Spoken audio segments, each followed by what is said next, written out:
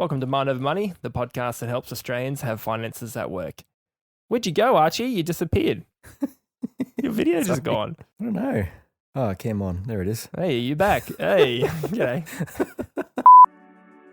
Welcome to Mind Over Money, the podcast that helps Australians have finances that work. And it all starts with our thinking. I'm Lachlan Nicolson, your host, and I'm joined by Archie. G'day, Archie. Hey, Lachlan. Hey, today we're talking about the rising costs of living. This is part 3, and today we're talking about insurances. So this will be a good, quick one. We won't bore you too long. Stick around.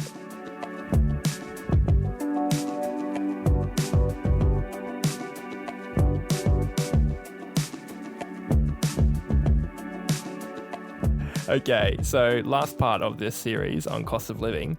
Today we're focusing on insurances, and before you skip to the next podcast, this is an important one. So, Archie, people have lots of misconceptions and ideas about what insurance is. So, Archie, why don't you just run through us first of all? What is insurance, and how does insurance actually work? Yeah. Look, the reason we're talking about this is because costs are going up, and insurances are one of those costs that are really going up. And so we've seen some really big price rises in insurance premiums. So it's good to know what's going on and how we can, manage our insurances basically.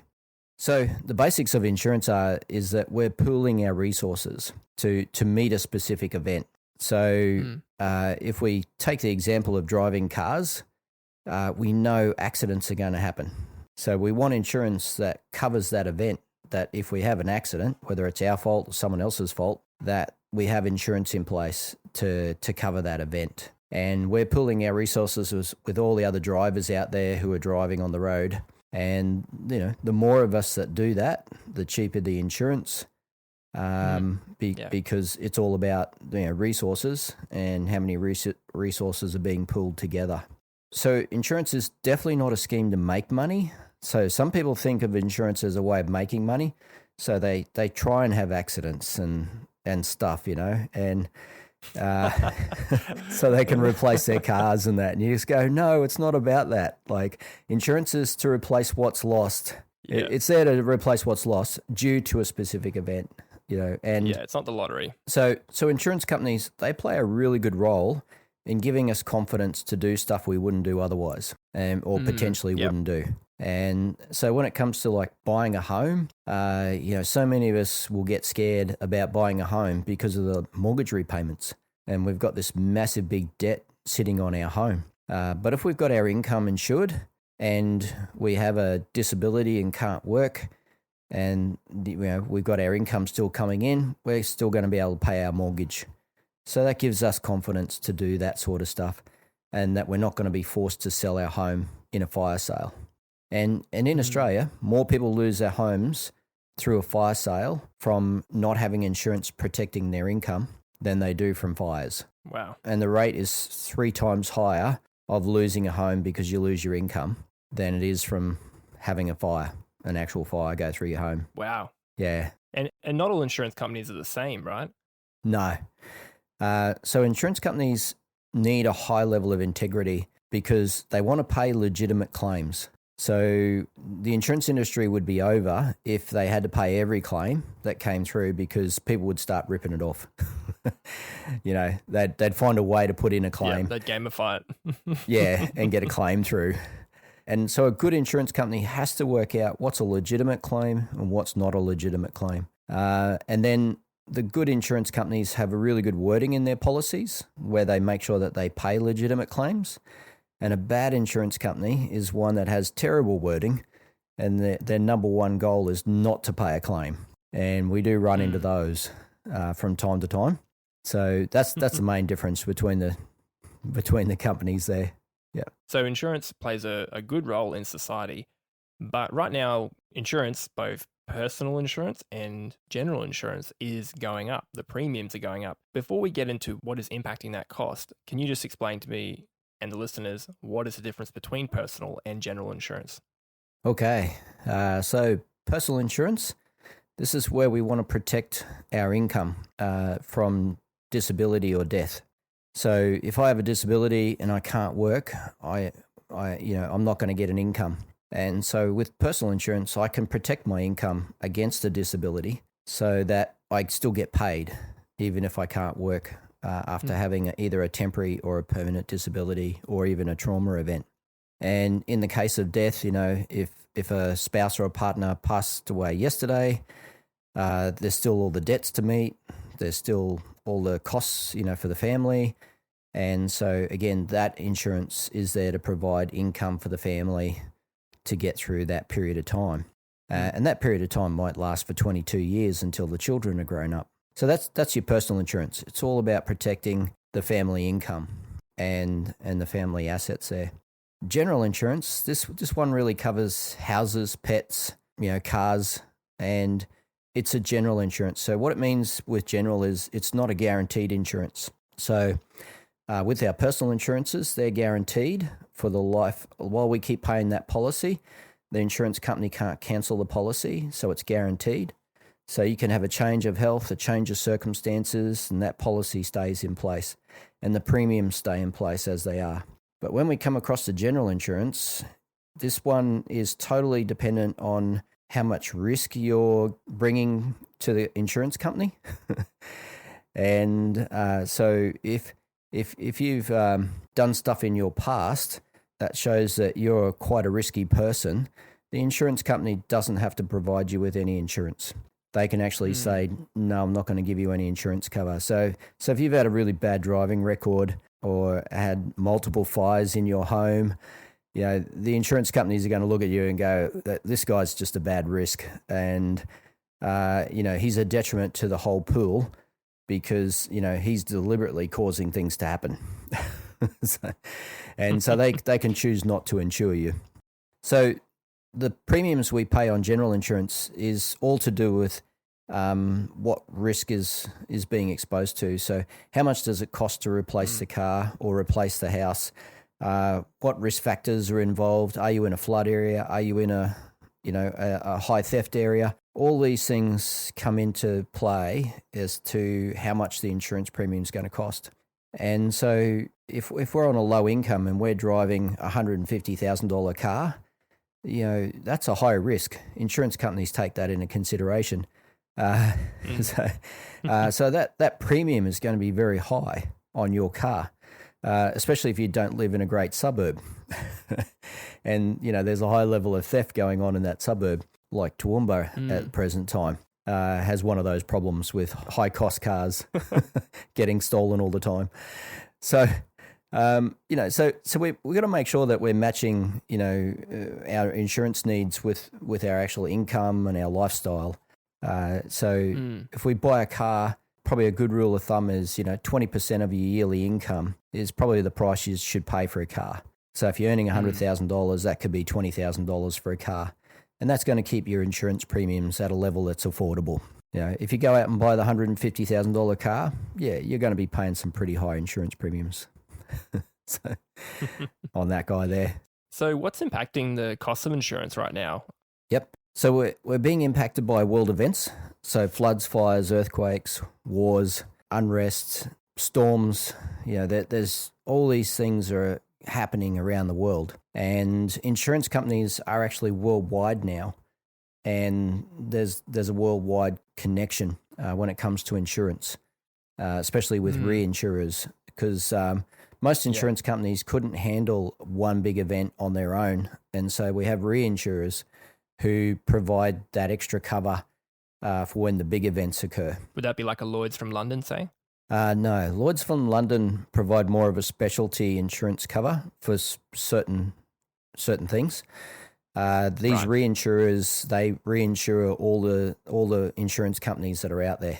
And so they provide a second level of insurance to all your normal insurance companies. So we've got worldwide events. We've got costs of litigation. So litigation's going crazy around the world. The lawyers. Yeah. gotta love them. And they're attacking the insurance companies because they're looking for some free bucks. And, we've moved away from having common law to having legislation. And so legislation just plays into the hands of lawyers. Whereas when we had common law, if we had a road accident together, we could go to the local magistrate, they could rule what was needed to fix whatever happened, and everyone was happy.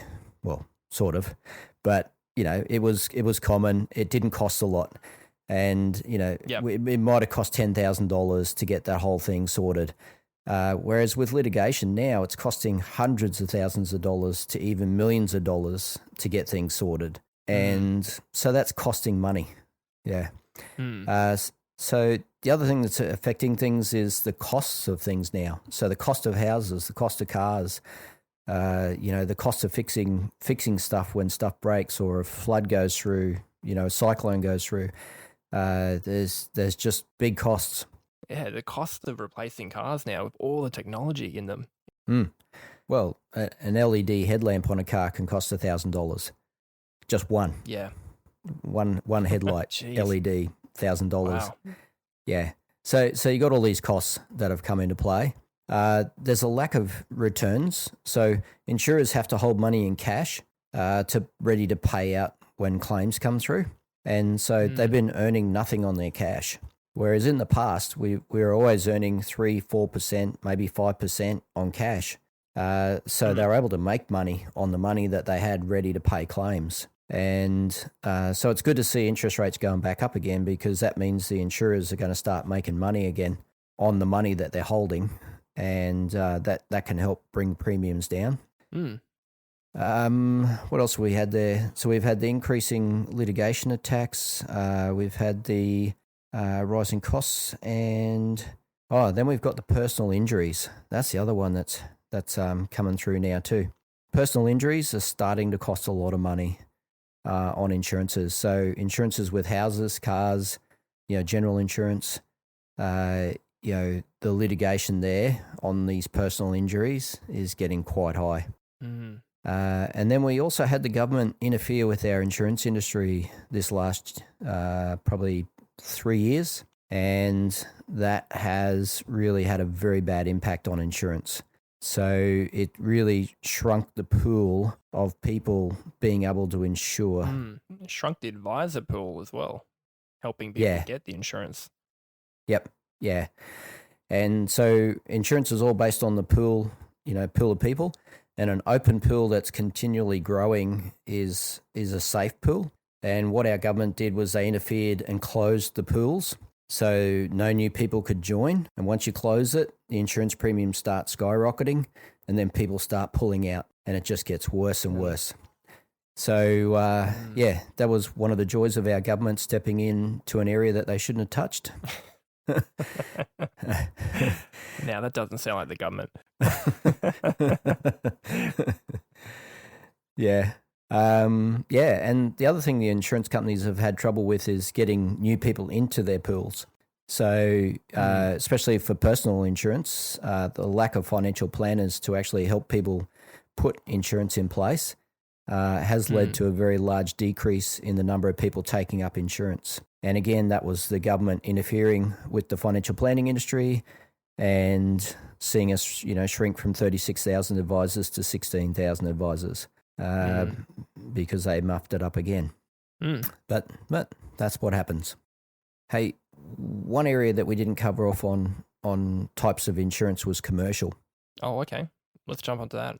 Yeah, look, in Australia, we've got a lot of small businesses who employ a large number of people in Australia. And these small businesses, they need commercial insurances such as professional indemnity, public liability, building and assets insurances, tax audit insurance, work cover insurance, directors cover insurance.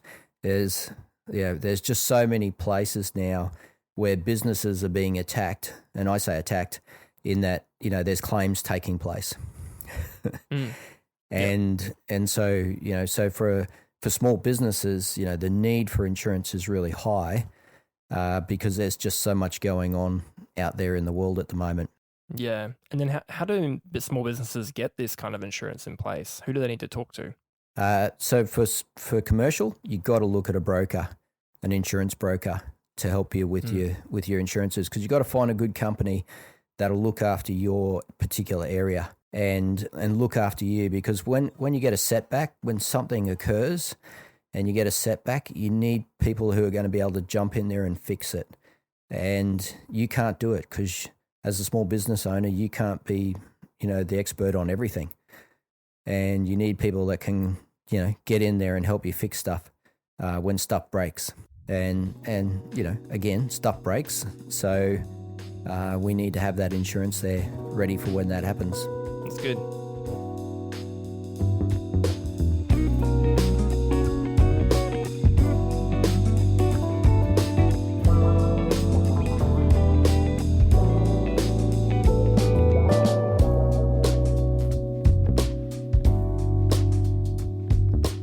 Okay, so coming to cost now, how do we manage the cost of insurance? It seems like there's not too much that we can do other than assess the level of insurance that we need. Yeah, got a few things here. So you got to manage risk. How would you put this? So if you give your 17-year-old child, a Maserati to drive, I think you got a bit of a risk. Yeah. That could occur. Yeah. So you got to manage risk, and managing risk means looking at how you're operating. What is it that you actually need to cover? What are the risks that you're actually facing? And like the big one in Australia is that most people don't insure their income. So that's why we're seeing people lose their home, not to an actual fire, but actually because they've got to sell it because they haven't got an income due to disability. And that disability may be just a temporary one, that can be fixed after a couple of years and back into the workforce again. But that couple of years, if without an income, you're just unable to manage. You're unable to keep your house or manage the actual finances in the home. So managing the risk. So look at your risks. Look at what's going to be needed. So for some people, it could be that if you're a tradie and you work with your hands and your feet and your body, you've got to protect your income, but you also need to protect, maybe some health insurance in place so that if something, if you're injured or that, you can get fixed quickly and get back to work again. Same with people who are managing small businesses. If you're not there, the business isn't going to run. So you need to be able to get back into the workforce, get back into work again, get back up and running that business again. So just looking at those risks and making sure those risks are covered. If you're in business, make sure you grab an insurance broker to help you put in place the insurances you need for your business. And the other thing that really helps is get into the biggest pool you can get into when it comes to insurance. So, there's all sorts of companies out there, but really be aware that, the stuff they're selling on TV can be the companies you don't want to go with. But you might find the company you want to go with might be advertising, at the tennis tournament or something like that because they're a big company and they're focused on worldwide events. And so you got this worldwide tennis tournament taking place in Melbourne and you'll see the big insurance companies advertising there because they're a worldwide insurance company. And the bigger the pool, the better the premiums, the better the outcomes generally is what we see. Yeah. Okay.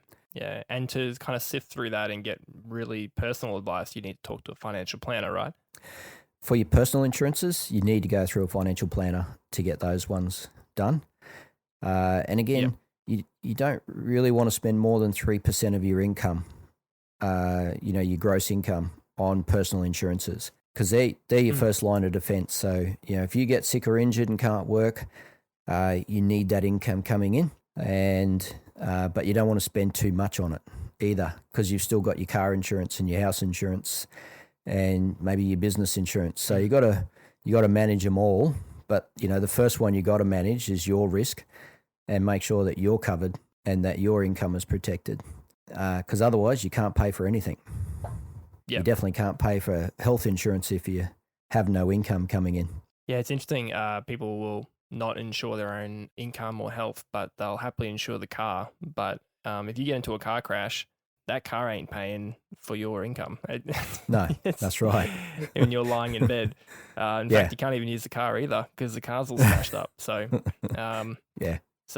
So what can we do? Speaking of general insurance, good place to finish here is what can we do to keep our general insurance intact in terms of keeping the premiums down?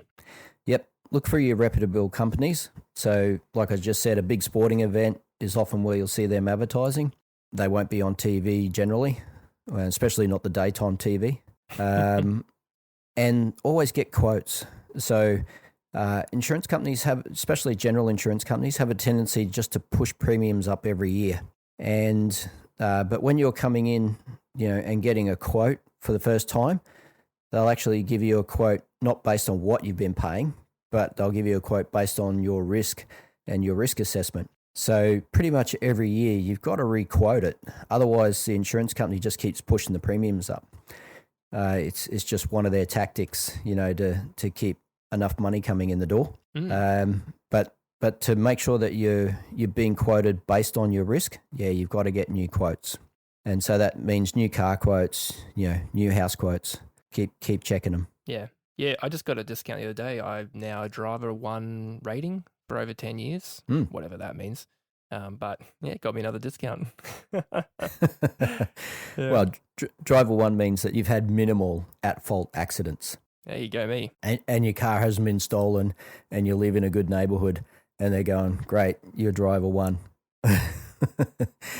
Yeah, but the thing is, you have an accident or two, move suburbs, and the insurance company can totally change that because it's general insurance. Yeah. They can change it however they want.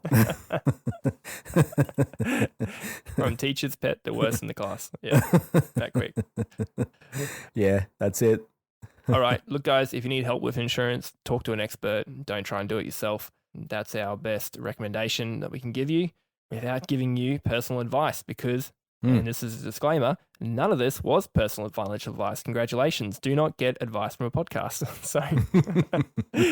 But we hope you enjoyed this discussion. We hope that you understand that insurance plays a vital part in our finances and in our society for keeping us protected and for the things that matter. So if you would like to talk to someone about your personal finances or your home loan, go to our website, waymakerpodcast.com.au, and click Get Financial Help. We can connect you with someone there. Cool. Okay. Well, thanks for wrapping up this series, Archie. 3-part series on the cost of living. I think it's been a timely discussion, and we'll probably do a bonus episode as well, just to cover a few more areas like electricity.